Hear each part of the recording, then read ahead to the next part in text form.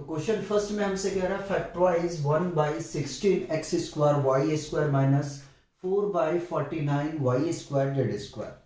Option A आपके पास में है y into x by 4 minus 2/7 z into x by 4 plus 2/7 z।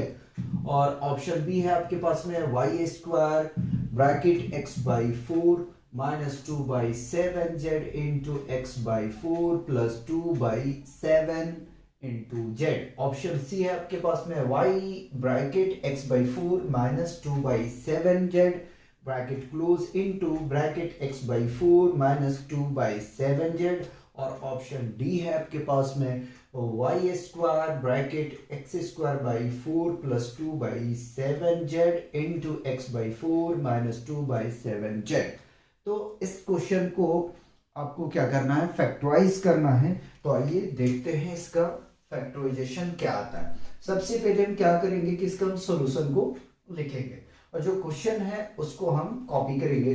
तो 1/16 x² y² minus 4/49 y² z²। ठीक है, अब क्या करना है, फैक्टराइज करना है।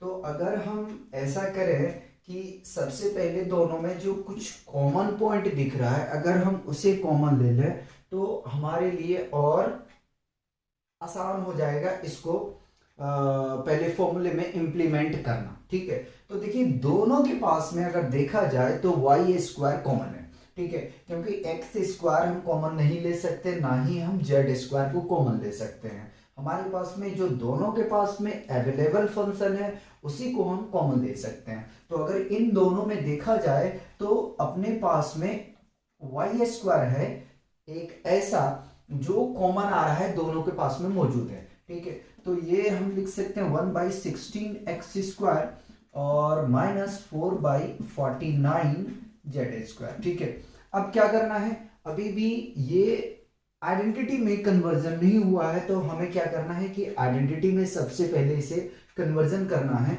उसके बाद में हम आइडेंटिटी को अप्लाई कर देंगे। तो y² को तो हमने कॉपी कर लिया। ठीक है, और 1/16 को हम लिख सकते हैं 1/4 और इंटू एक्स का होल स्क्वायर कर सकते हैं। ठीक है, यहाँ पे हम स्क्वायर ब्रैकेट को यूज करेंगे। माइनस 4 को हम लिख सकते हैं 2 और 49 को हम लिख सकते हैं 7 का स्क्वायर। ठीक है, z² को हम लिखेंगे z।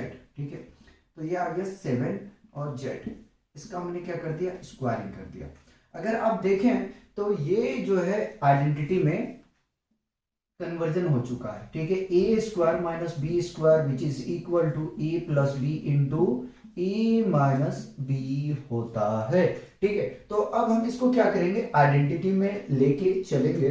तो y² bracket x by 4 plus 2/7 z bracket close into यानी कि a प्लस बी और a माइनस बी बनेगा। तो x बाई 4 माइनस 2/7 z, ये आपका आंसर हुआ। चेक करते हैं इनमें से कौन सा अपना ऑप्शन करेक्ट है। ठीक है, तो डी तो नहीं है। ठीक है, सी भी आपका नहीं है, बी यानी बी ऑप्शन जो है अपना करेक्ट है। अब आइए इसका सेकंड क्वेश्चन देखते हैं मॉडरेट लेवल में। सेकेंड क्वेश्चन हमसे कह रहा है factorise 1/81 x² y² minus 49/100 y² z²। ठीक है, जिस तरीके से हमने क्वेश्चन 1 को फैक्टराइज किए बिल्कुल वैसे ही जो है क्वेश्चन 2 को हमें क्या करना है, फैक्टराइज करना है। तो इसका सॉल्यूशन करते हैं। 1/81 x² y² minus 49/100 y² z²।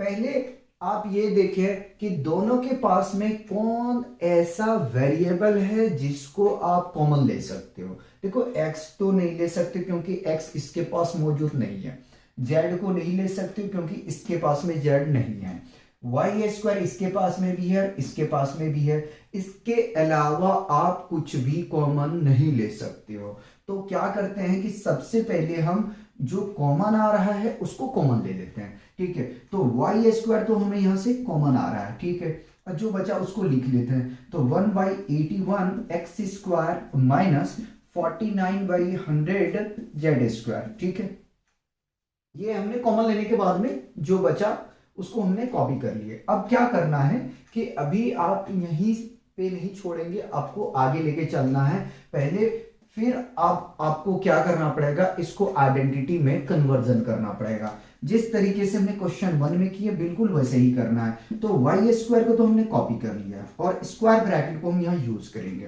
ठीक है, 81 को हम क्या लिख सकते हैं, तो 81 हमें पता है 9 का स्क्वायर होता है। ठीक है, और अगर 49 को देखा जाए तो अभी हमने ब्रेक डाउन किया 7 का स्क्वायर होता है। अगर 100 को देखा जाए तो हम क्या कर लिख सकते हैं, 10 का स्क्वायर होता है। ठीक है, तो हम लिख सकते हैं x/9 का होल स्क्वायर और माइनस 7/100, 100 का नहीं करेंगे 10 करेंगे।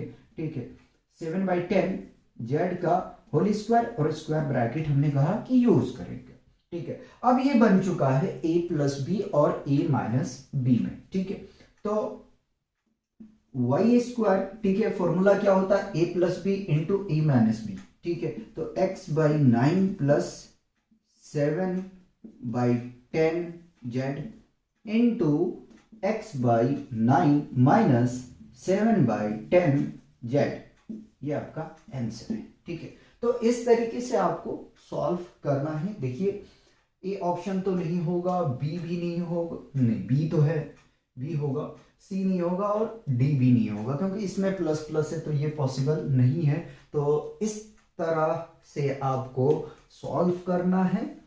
जैसा आपके पास में क्वेश्चन पूछा गया है उसके अकॉर्डिंग से सबसे पहले आप कॉमन लेने के बाद में आप देखिए कि कौन सी आइडेंटिटी आपको अप्लाई करनी है। ठीक है, पहले इसको कॉपी करेंगे फिर हम नेक्स्ट क्वेश्चन का सॉल्यूशन करेंगे।